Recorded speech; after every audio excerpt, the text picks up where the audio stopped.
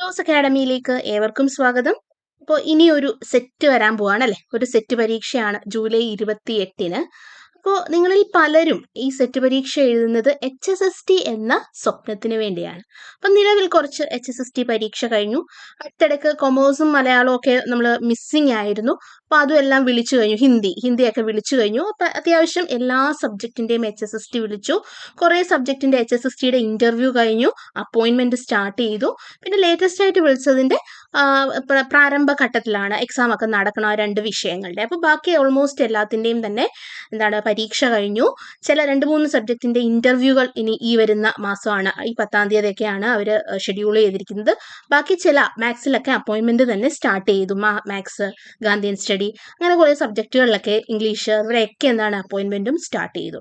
അപ്പോൾ ഇത്തവണയും സെറ്റ് എഴുതാൻ പോകുന്ന കുട്ടികളുടെ മനസ്സിൽ HSST എന്ന സ്വപ്നവുമായിരിക്കും അല്ലെ. എല്ലാവർക്കും നമ്മളുടെ ഏറ്റവും വലിയ പാഷനാണ് ഈ ഒരു BEd കഴിഞ്ഞ് സെറ്റിനും നെറ്റിനും വേണ്ടിയൊക്കെ നിങ്ങൾ മുമ്പോട്ട് പോകുമ്പോഴത്തേക്കും നിങ്ങളുടെ മനസ്സിലെ ആഗ്രഹം എന്താണ്? ഒരു നല്ല അധ്യാപിക അല്ലെങ്കിൽ അധ്യാപകനാവുക. അതും ഒരു ഗവൺമെന്റ് സെക്ടറിലാണെങ്കിൽ നിങ്ങളുടെ ജീവിതം സുരക്ഷിതമായി അല്ലെ, 1 രൂപ പോലും നമ്മൾ കൊടുക്കാതെ മെറിറ്റിന്റെ അടിസ്ഥാനത്തിൽ നമ്മൾ കൃത്യമായ പരീക്ഷ എഴുതി ഇന്റർവ്യൂ ഘട്ടത്തിലൂടെ കടന്നുകൊണ്ട് നമ്മൾ നമ്മുടെ സ്വപ്ന ജോലി സ്വന്തമാക്കുക എന്ന് പറയുന്ന ഒരു പ്രൗഡ് മൊമെന്റ് ആണ്. ഇപ്പോഴത്തെ ഒരു പുതിയ ബാച്ച് ഓഫ് സ്റ്റുഡൻസ് ആണ് പുതിയതായിട്ട് സെറ്റ് എഴുതാൻ പോകുന്നു. HSST എന്ന സ്വപ്നത്തിലേക്ക് ആദ്യത്തെ കാൽവെപ്പ് നടത്താൻ പോകുന്ന ഒരു കാറ്റഗറി ഓഫ് സ്റ്റുഡൻസ് ഉണ്ടാവും.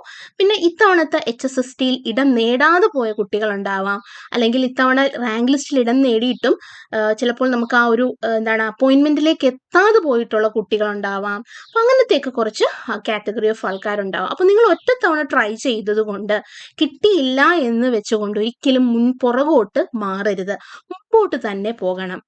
ഒരു തവണ കിട്ടിയില്ല എന്ന് പറയുന്നതിൻ്റെ അർത്ഥം അത് നിങ്ങൾക്കുള്ളതല്ല എന്നല്ല, നിങ്ങളുടെ ടൈം ആയിട്ടില്ല.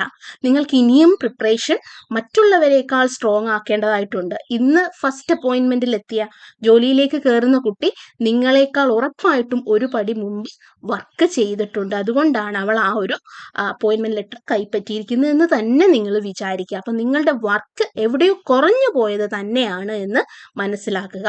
അപ്പോൾ നിങ്ങളുടെ ഭാഗമാണ് കുറച്ചും കൂടി ഒന്ന് പോളിഷ് ചെയ്ത് മാറ്റേണ്ടത്. അപ്പം നിങ്ങൾ എന്ത് ചെയ്യുക? നമ്മുടെ ലക്കില്ല, അല്ലെങ്കിൽ നമുക്ക് കിട്ടത്തില്ല, നമുക്ക് അത് പറഞ്ഞിട്ടുള്ളതല്ല, അങ്ങനത്തെയുള്ള ചിന്തയൊക്കെ മാറ്റിയിട്ട് നമ്മളുടെ ഭാഗത്തെ ന്യൂനതകളെ മനസ്സിലാക്കി അവിടം പോളിഷ് ചെയ്യാനായിട്ട് ശ്രമിക്കുക. ഇപ്പോൾ ഏതെങ്കിലും ഒരു സബ്ജക്റ്റ്, ഫിസിക്സ് ആയിക്കോട്ടെ, അല്ലെങ്കിൽ കെമിസ്ട്രി ആയിക്കോട്ടെ, മാത്സ് ആയിക്കോട്ടെ, നിങ്ങൾ ആ പരീക്ഷാ പേപ്പർ ഒന്ന് വിശകലനം ചെയ്യുക. ഇത്തവണ HSST കിട്ടാതെ പോയ കുട്ടികൾ വിശകലനം ചെയ്യുക. നിങ്ങൾക്ക് സ്കോർ ചെയ്യാൻ പറ്റാത്ത ഏരിയാസ് ഉണ്ടാവുമല്ലോ, നിങ്ങൾക്കത് വീക്കായിട്ടുള്ള ഏരിയാസ് ആവാം. അപ്പം അവിടെ നിങ്ങൾ കുറച്ചും കൂടെ ഒന്ന് പ്രിപ്പറേഷൻ ആഞ്ഞു പിടിക്കേണ്ടതായിട്ടുണ്ട്. അപ്പോൾ അടുത്ത തവണത്തെ പരീക്ഷയ്ക്ക് ഒന്നുകൂടെ ആഞ്ഞു ശ്രമിച്ചാൽ ആ ന്യൂനതകളൊക്കെ മാറ്റി ആ ഏരിയയിൽ കൂടുതൽ കോൺസെൻട്രേറ്റ് ചെയ്ത് ആ വീക്കർ ഏരിയ സ്ട്രോങ്ങർ ഏരിയ ആക്കിയാൽ നിങ്ങൾക്ക് മാർക്ക് സ്കോർ ചെയ്തുകൊണ്ട് ആദ്യ റാങ്കിൽ എത്താം എന്നതിനൊരു സംശയവുമില്ല.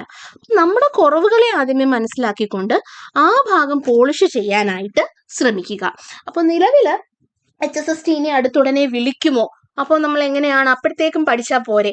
ഇപ്പൊ ഇന്റർവ്യൂ കഴിഞ്ഞ് അപ്പോയിൻമെന്റ് നടക്കുന്നതല്ലേ ഉള്ളൂ, അപ്പൊ ഇപ്പോഴേ പഠിക്കണോ എന്നൊക്കെ കുറേ സംശയങ്ങൾ കാണും. അടുത്ത നോട്ടിഫിക്കേഷൻ വരുമ്പോൾ പഠിച്ചാൽ മതിയോ? നിങ്ങൾ ഓർക്കുക, PSC പുതിയതായി മാറിക്കൊണ്ടിരിക്കുകയാണ്. 6 മാസത്തിനുള്ളിൽ നോട്ടിഫിക്കേഷൻ വരുമ്പോൾ പരീക്ഷകൾ നടത്തും. പുതിയ ചെയർമാൻ മാറിയതുകൊണ്ട് കുറച്ചുകൂടെ സുതാര്യമായി മാറിക്കൊണ്ടിരിക്കുകയാണ് PSC. അപ്പം നമ്മൾ ഏറ്റവും ആപ്റ്റ് ടൈം ഇതിനു വേണ്ടി പഠിക്കുക എന്നുള്ളത് ഇത് തന്നെയാണ്, ഈ സമയം തന്നെയാണ്. ഇപ്പോഴേ നിങ്ങൾ പ്രിപ്പറേഷൻ സ്റ്റാർട്ട് ചെയ്യണം. Never lose hope. നിങ്ങളൊരു കാര്യം അച്ചീവ് ചെയ്യാൻ ആഗ്രഹിക്കുന്നുണ്ടെങ്കിൽ അതിന് നിങ്ങൾ ആ അറ്റത്ത് പോയിട്ടല്ല പ്രിപ്പറേഷൻ തുടങ്ങേണ്ടത്. നിങ്ങൾ ഈ മൊമെന്റിൽ സ്റ്റാർട്ട് ചെയ്യണം. എന്നാൽ മാത്രമേ നമുക്ക് ആ ഒരു ഡ്രീമിലേക്ക് അച്ചീവ് ചെയ്യാനായിട്ട് സാധിക്കത്തുള്ളൂ. നിങ്ങളുടെ ഗോൾ തീരുമാനിക്കുക. നിങ്ങൾ എവിടെയാണ്, നിങ്ങളുടെ ഡെസ്റ്റിനേഷൻ എവിടെയാണെന്ന് നിങ്ങൾ മനസ്സിലാക്കുക. എന്നിട്ട് അതിനു വേണ്ടി പണിയെടുക്കുക. ഹാർഡ് വർക്ക് ചെയ്താൽ മാത്രമേ നിങ്ങൾക്ക് എന്ത് ചെയ്യാൻ പറ്റും? നിങ്ങൾ കണ്ട ഡ്രീം ട്രൂ ആക്കാൻ പറ്റത്തുള്ളൂ. അല്ലെങ്കിൽ നമുക്ക് ജസ്റ്റ് ഡ്രീം ആയിട്ട് തന്നെ ഇരിക്കും. ഡ്രീം കംസ് ട്രൂ ആവുന്നത് നമ്മൾ നന്നായിട്ട് പണിയെടുത്തുകൊണ്ടാൽ മാത്രമേ അത് സംഭവിക്കത്തുള്ളൂ. അപ്പം നിങ്ങൾ ചെയ്യേണ്ടത് അടുത്ത HSST എന്നാണ് എന്നൊരു ഐഡിയ നിങ്ങളിലേക്ക് വരണം. നിങ്ങൾ ഓർക്കുക, ഒരു HSST ലിസ്റ്റിന്റെ കാലാവധി എന്ന് പറയുന്നത് 3 വർഷമാണ്. ആ 3 വർഷത്തിന് ശേഷമല്ല അടുത്ത നോട്ടിഫിക്കേഷൻ PSC ഇടുന്നത്. നിങ്ങൾ ഏത് പരീക്ഷ എടുത്ത് നോക്കിയാലും ഒരു 2 വർഷം, ഡിസ്റ്റന്റ് ഒരു 2 വർഷം കഴിയുമ്പോഴത്തേക്കും, ഒരു 2.5 ആകുമ്പോഴത്തേക്കും അവർ അടുത്ത നോട്ടിഫിക്കേഷൻ വിളിക്കും. അപ്പോൾ നിലവിൽ സെറ്റ് കിട്ടിയ കുട്ടികളൊക്കെ സേഫ് ആണ്. നിങ്ങൾക്ക് ഇപ്പൊ തന്നെ പ്രിപ്പറേഷൻ HSSTക്ക് വേണ്ടി തുടങ്ങാം, വളരെ ഡെപ്തിൽ തുടങ്ങാം. അടുത്ത HSST 26 എന്ന് പറയുന്ന ഒരു വർഷം, 26 കഴിഞ്ഞിട്ടുള്ള വർഷം നല്ല രീതിയിൽ റിട്ടയർമെന്റ് നടക്കുന്ന ഒരു വർഷമാണ്.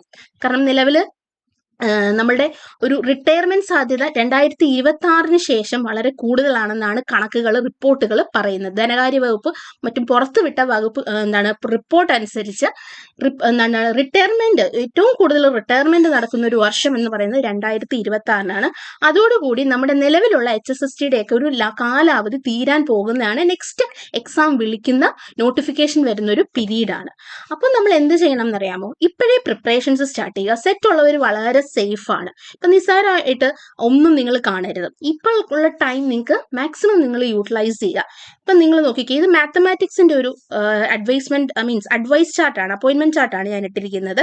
അപ്പോൾ ഇത് 24 അപ്പോയിന്റ്മെന്റ് ആണ് തുടങ്ങിയിരിക്കുന്നത്. 23 ഡിസംബറിൽ നടന്ന റാങ്ക് ലിസ്റ്റ്, അതായത് ഡിസംബർ മാസത്തിൽ വന്നു, 24 ഇതിന്റെ അപ്പോയിന്റ്മെന്റ് സ്റ്റാർട്ട് ചെയ്തു. 4 എണ്ണമാണ്, 2 അപ്പോയിന്റ്മെന്റ് ആണ് വന്നിരിക്കുന്നത്. അതിൽ NJD നോക്കിക്കേ, നോൺ ജോയിനിങ് ഡ്യൂട്ടി, അതായത് ഓൾറെഡി 2 ഇപ്പൊ ഞാൻ ഏപ്രിൽ 24 റെസിപ്റ്റ് ഓഫ് വേക്കൻസി ആണ് പറയുന്നത്. ഇത് ഏപ്രിലിന് മുമ്പ് ആ ഡിസംബറിൽ തന്നെ ഫസ്റ്റ് വേക്കൻസി റിപ്പോർട്ട് ചെയ്തു. ആ 2 വേക്കൻസിയിലും ആള് വന്ന് ജോയിൻ ചെയ്തില്ല. അങ്ങനെ അത് നോൺ ജോയിനിങ് ആയിട്ട് അടുത്ത 2 ആൾക്ക് പോയി. അപ്പൊ അങ്ങനെ കുറേ സാധ്യതകളുണ്ട്. HSSTയിൽ വേക്കൻസി ഇല്ല, അല്ലെങ്കിൽ അപ്പോയിന്റ്മെന്റ് നടക്കുന്നില്ല എന്ന് പറയുമ്പോൾ നമ്മൾ കാര്യമായിട്ട് ഇറങ്ങി ചിന്തിച്ച് നോക്കുക.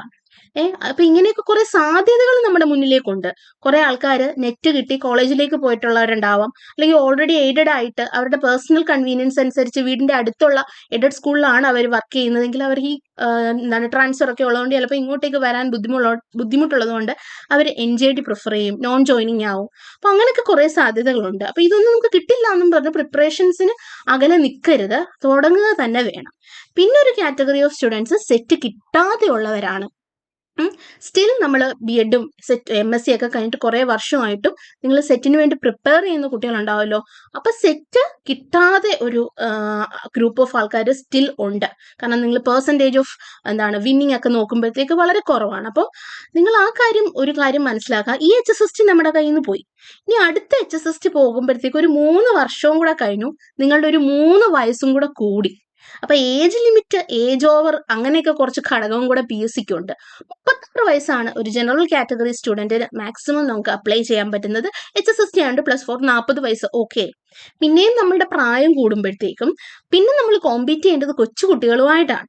അപ്പൊ നമ്മൾ ഇടേണ്ട എഫേർട്ട് വളരെ അധികമാണ്. കാരണം അവർ ഫ്രഷേഴ്സ് ആയിട്ട് ഇറങ്ങുകയാണ്.